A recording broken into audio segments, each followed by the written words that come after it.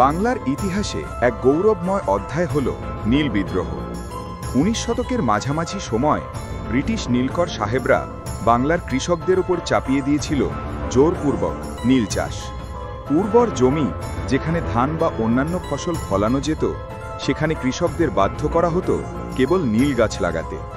এর ফলে কৃষকরা একদিকে খাদ্যশস্যের অভাবে দারিদ্র্যের শিকার হয়, অন্যদিকে নীল চাষের নাম করে জমিদার ও ইংরেজ নীলকরদের অমানবিক নির্যাতনের শিকার হতে হয়। চুক্তির নামে চলত প্রতারণা, জোর করে বসতবাড়ি জ্বালিয়ে দেওয়া হতো। ঋণের বোঝায় জর্জরিত হয়ে কৃষক সমাজ দিন দিন নিঃস্ব হয়ে পড়ত। সেই অমানবিক পরিস্থিতি আর সহ্য করতে না পেরে ১৮৫৯ সালে বাংলার নানা প্রান্তে কৃষকরা একত্রিত হয়ে বিদ্রোহের ডাক দেয়। এই আন্দোলন ইতিহাসে পরিচিত হয়ে যায় নীল বিদ্রোহ নামে। বিজনপুর, নদিয়া, যশোর, কুষ্টিয়া, পাবনা, বাংলার বহু অঞ্চলে কৃষকরা একযোগে নীল চাষে অস্বীকৃতি জানায়। তারা সাহস করে নীলকরদের বিরুদ্ধে দাঁড়িয়ে বলে, আমরা আর নীল চাষ করব না।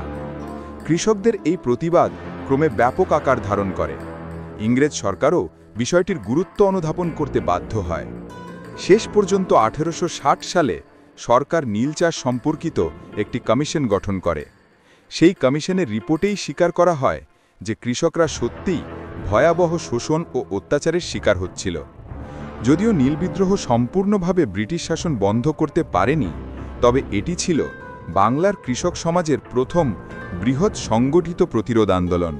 পরবর্তীকালে এটি স্বাধীনতা সংগ্রামের প্রেরণা হিসেবে কাজ করেছে।